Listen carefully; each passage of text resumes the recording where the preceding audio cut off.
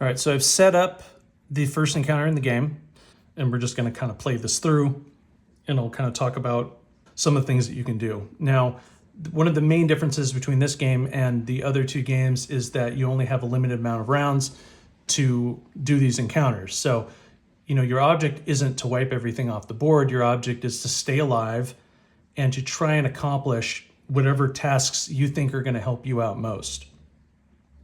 In this case, I have a physical challenge, a mental challenge, and a mental challenge. Now, when you are playing and you see these challenges, those are things that you may want to try and do because they can provide things for you that you would not get otherwise. If you want to try and just stay alive, sit in a corner, dodge, heal, whatever, you'll probably get overwhelmed. You may make it through it. But what you're going to want to do is figure out what's most advantageous to your game. Now, since I don't know what's underneath I'm going to assume that I don't know what these mental challenges do yet or this physical challenge does. But I should try and come up with a plan. Now, also note that Mai Tai has an attack. When it's defeated, it does damage to all adjacent characters. I think what I'm going to do is I'm going to go for Mai Tai first and see if I can take out some other things along with it. That's what we're going to try and do. Maybe this will end up, causing my demise, but I think it'd be fun to try and do this. So that's what I'm going to do. So let's make that the objective, and I'll put out my 7 action points. Because what I think is if I can get, multiples out of here, maybe I can get more of these challenges done. Now, again, may not work. We're just gonna play this out so you can kind of see the rules and we'll see what happens. All right, so from right here, I can either lob, if I want to go for Mai Tai, I can lob over Nalu, and the lob is gonna cost me 1 action point and then I can hit, okay? Or I could move to and go for the hit. Now it's gonna be less action points for me to just do it from here. What I need to take into consideration is where I wanna be at the end of my turn. For the sake of this example, we're just gonna lob from right here. So I'm gonna spend 3, okay, to attack. I'm gonna spend 1 more to lob. So now I'm gonna be going for Mai Tai. So I'm just gonna shoot over like that. So let's give this a shot. So I got a 7, which I will always get +1 on my rolls because I have a crit of +1. So I have an 8, it's a hit. So I'm going to do 1 damage. So I'm gonna put a marker there, signify that Mai Tai has been hit. We gotta move so that all 3 of them can't hit us. So I'm gonna go 1, 2. I'm gonna spend 2.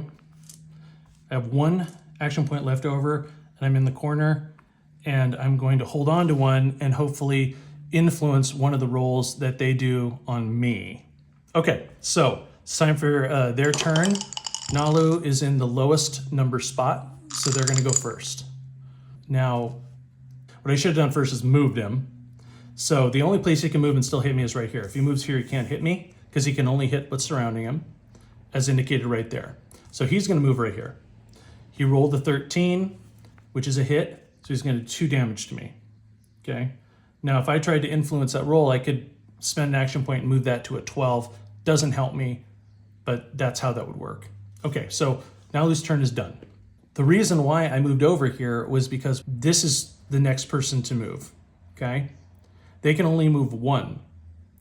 So if you kind of play this through, if Mai Tai had moved first, they would move over here, right? Or they'd move this way or this way, dependent upon my 50-50 roll, which would decide for me. You never decide where a character is gonna move. You let the dice decide.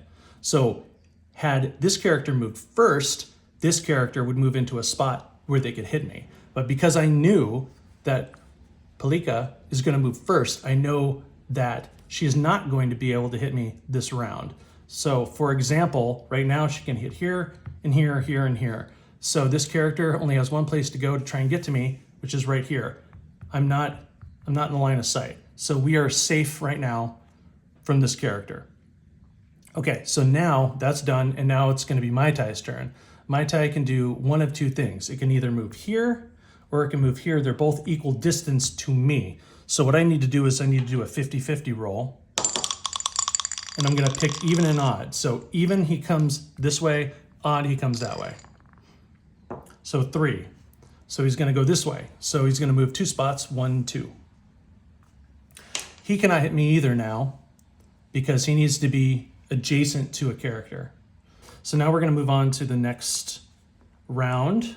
I'm going to indicate that here. You know what I could have done last turn is I could have used one of those action points to heal myself up one. That would have been smart, but instead I kept it for a roll. It probably would have been better for me to heal. If I were to shoot at Mai Tai right now, it says Mai Tai, when defeated, inflicts 1 damage to all adjacent characters. Now, unfortunately, this isn't adjacent. Only these 2 are adjacent. So I need to decide what I'm going to do. I'm going to go ahead and knock him out anyhow if I can because I want to take those 3 action points to continue my turn. It's called a turn chain. So let's go ahead and do that. I'm going to do a dart shot. Let's go for the best here.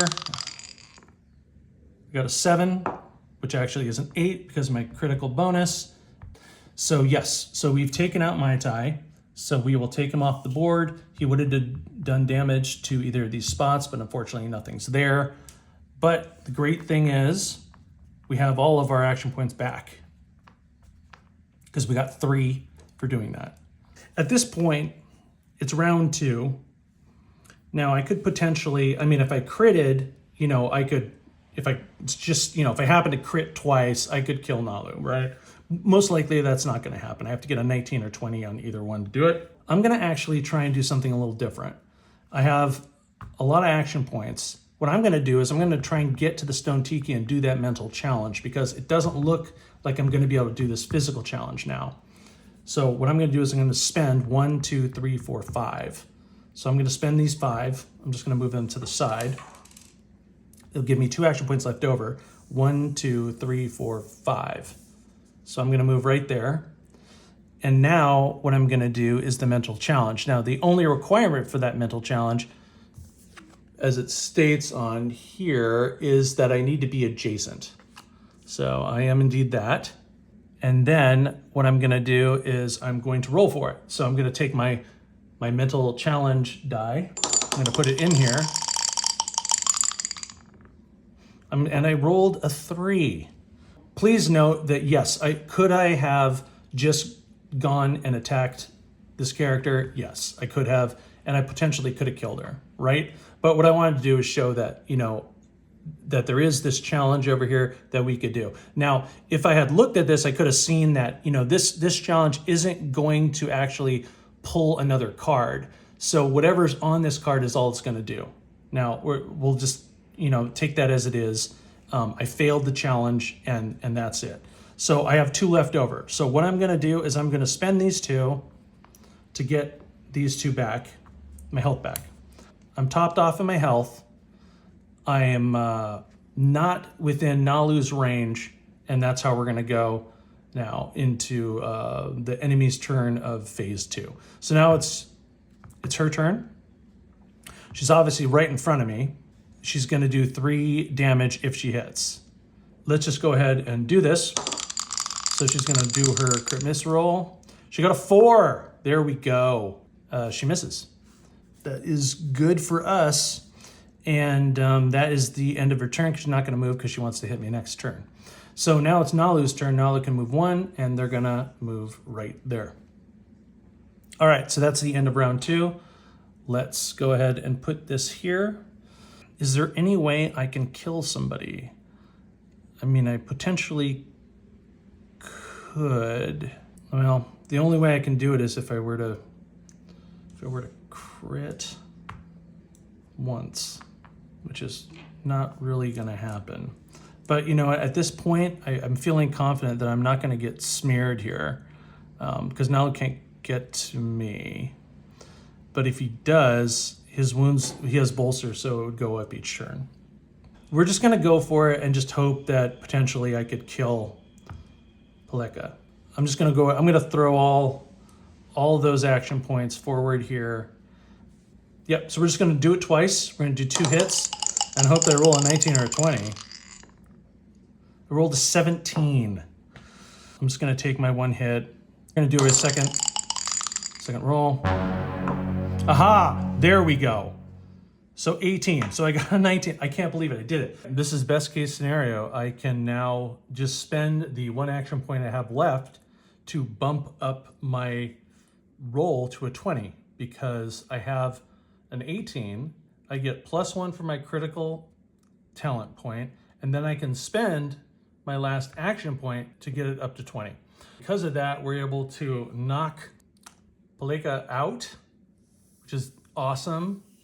And then I'm going to get 3 action points back. Plus, we have a mental challenge now that we can try. So this mental challenge, it says a requirement, we must defeat her. And if we succeed, we'll get to pull card 81. I will take the blue, the mental challenge die. We'll roll that. And I got a 6. We need a 12. We didn't get the mental challenge done, but we did get 3 action points. What I'll do is I'll show dodge, because what's gonna happen is now it's gonna come after me. It's the final turn for him, so that means he can do 4 damage because he has bolster. He can do an additional damage each turn. So because he can do 4, that's not great. I'm going to spend 2, and that's what it costs to do dodge.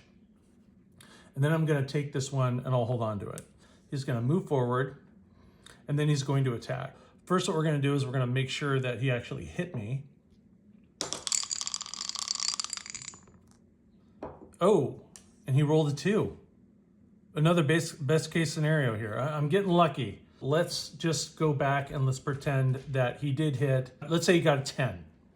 Now, if he got a 10 and I put this dodge down, what's gonna happen now is this isn't an automatic dodge 1 point. This is just like an attack.